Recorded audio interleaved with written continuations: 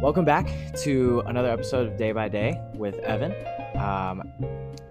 Before we get started, I always like to mention to hit the bell, subscribe, and comment something that you want to hear in the future episodes, just so I know what kind of community I'm connecting with, because I'm interested. But anyways, let's get right into it. The segment for today,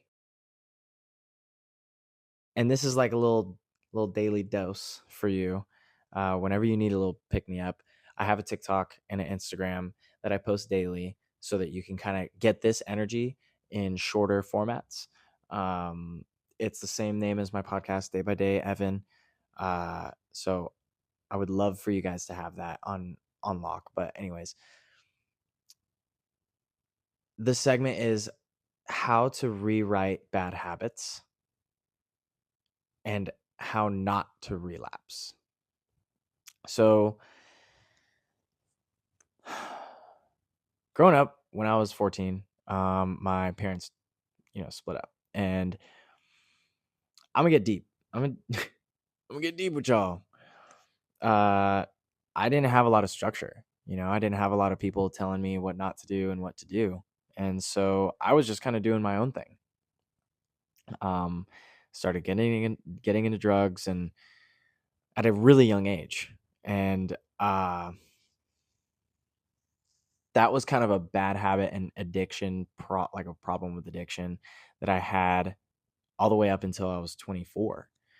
And so think about that, like 10 years of like riddling my body with the same negative energy. And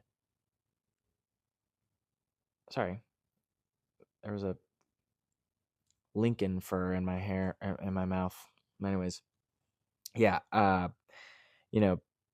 my body didn't know anything other than doing those things to it. So I found that through that time, I was kind of just going with how my body felt, right? So I'm not paying attention to what I was recognizing, that like, okay, I'm getting shortness of breath. I'm not clear. I can't connect with anybody. I'm doing things half-assed. I wasn't recognizing those things. I was listening to my body saying, no, you need to go smoke some weed, or no, you need to go out and drink, so that you can be feeling like this rotation of waking up feeling like half energy and going through the day high and needing a drink to like get up and enjoy friends and to like put on a show for them. And how I stepped out of that was purely just trusting that my doubts for those things were real. Trusting that, like, my doubts saying, man, you really don't feel good. Or, man, that person just tried to connect with you and you were too high to connect with them. And and they were hot and they were beautiful and into you and wanted to know more, but you couldn't give them more because you were not clear. And so I started realizing how many opportunities and people and places that I could have experienced if I wasn't under the influence or addicted to whatever it was, porn, video games, watching movies until 3 a.m. with friends, smoking weed, doing drugs, drinking alcohol, whatever it was. I didn't recognize it until I was probably like 23, 24. And I realized it was a problem because I just couldn't connect with people the way I wanted to and the way that they wanted to. And I found that the people that were trying to connect with me were people that were like truly in it for the long run with me. They wanted to know more about me. They wanted my to see my success.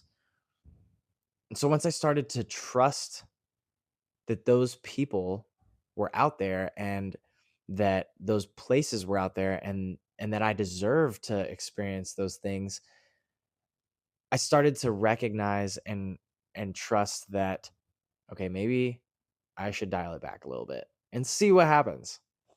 Maybe smoke only on the weekends or maybe do the party favors when you're at an occasion or maybe only drink on the weekends. Then I started to feel the difference. I started to experience people and places and things a different way, and I started to want more of that feeling. So I dialed back completely on weed. It's been and I've dabbled. I've smoked weed maybe 4 times, 5 times in the last year.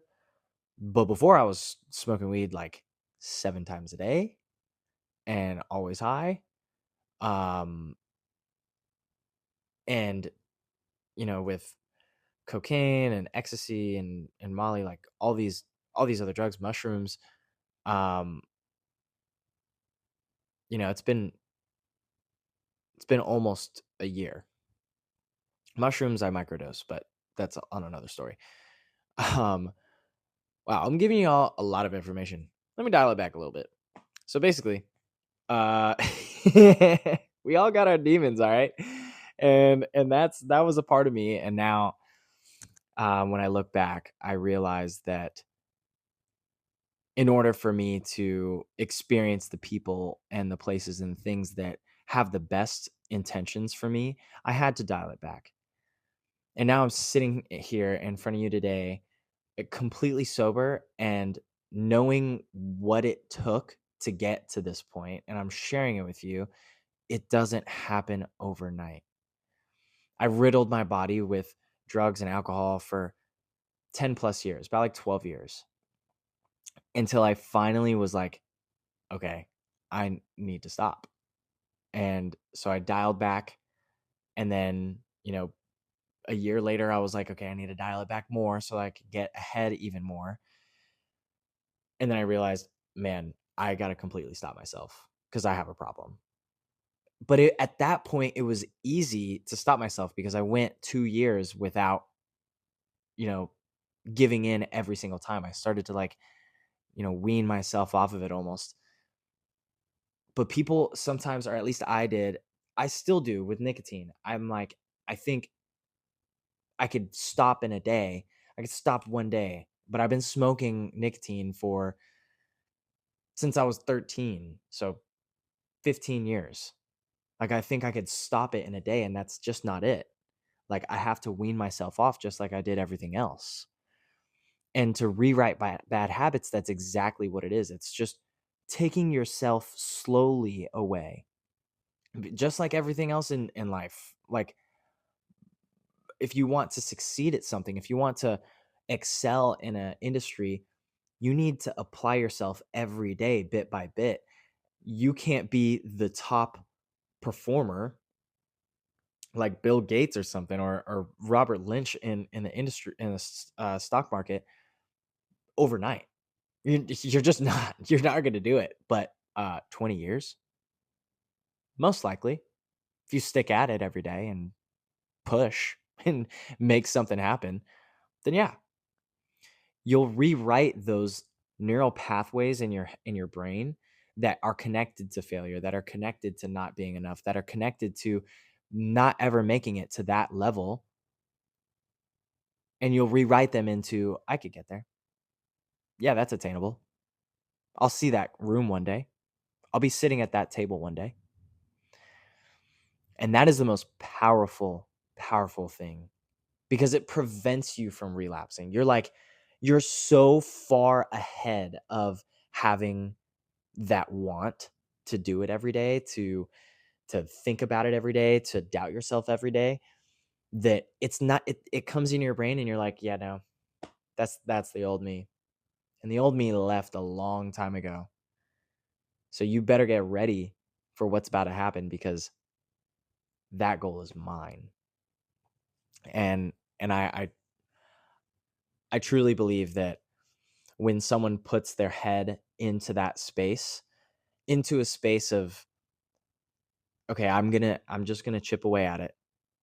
I'm gonna work every day, and I'm gonna put my head down for a year, and I'm gonna see where I'm at the end of the year. I'm not gonna say that at the end of the year I'm gonna stop, I'm gonna give up, but at the end of the year I'm gonna see where I'm at, and maybe adjust my goals, adjust my attack, figure out what tools I'm using that I don't need to use.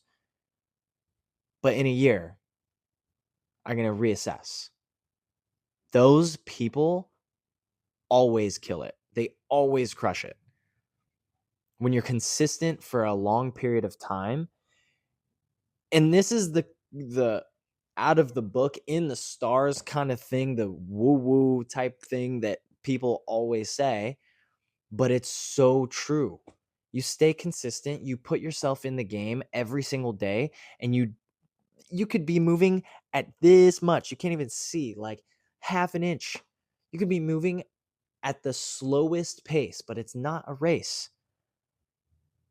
So as long as you're moving, you'll get to the destination that's meant for you, because what is meant for you will never miss you.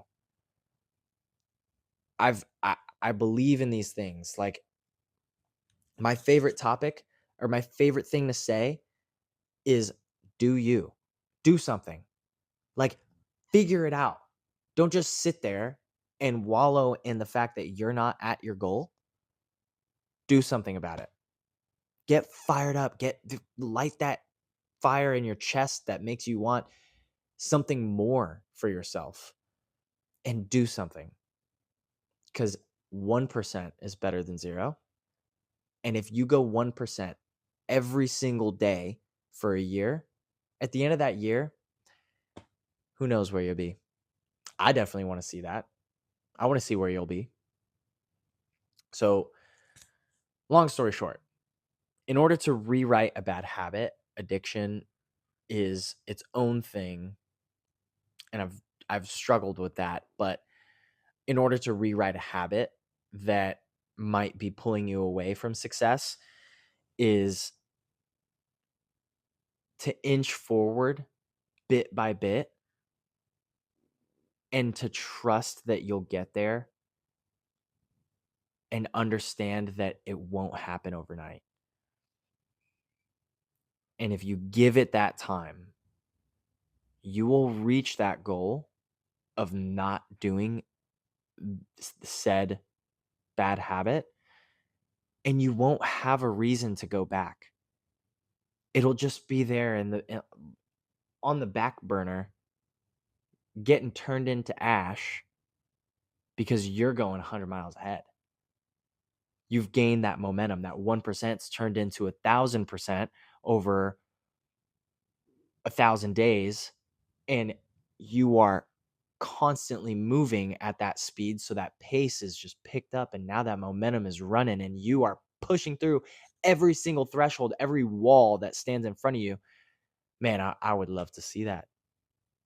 I'm excited for y'all to see that in me. I'm excited for me to see that in the people that I touch, and and encourage to keep going. I want to bring awareness to the people that have a hard time rewriting those bad habits, because some of those bad habits are self-harm, physically and mentally. Mentally, you might be doubting yourself, or like writing up narratives in your brain, creating neural pathways to say that you can't achieve that goal, or that you're not enough. But some of it's physical. And I've been there too. I've been in a place where I would harm myself physically. And I'm not talking about drugs. And to be there is one of the most lost and dark places I've ever been. So, for the people that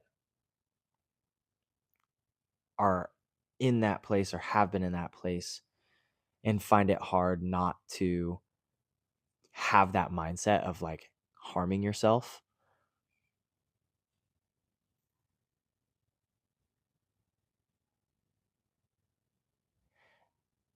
just know that the second that you stop and put your body first and put your goals and your future first, those things become so light, they fall off your shoulders.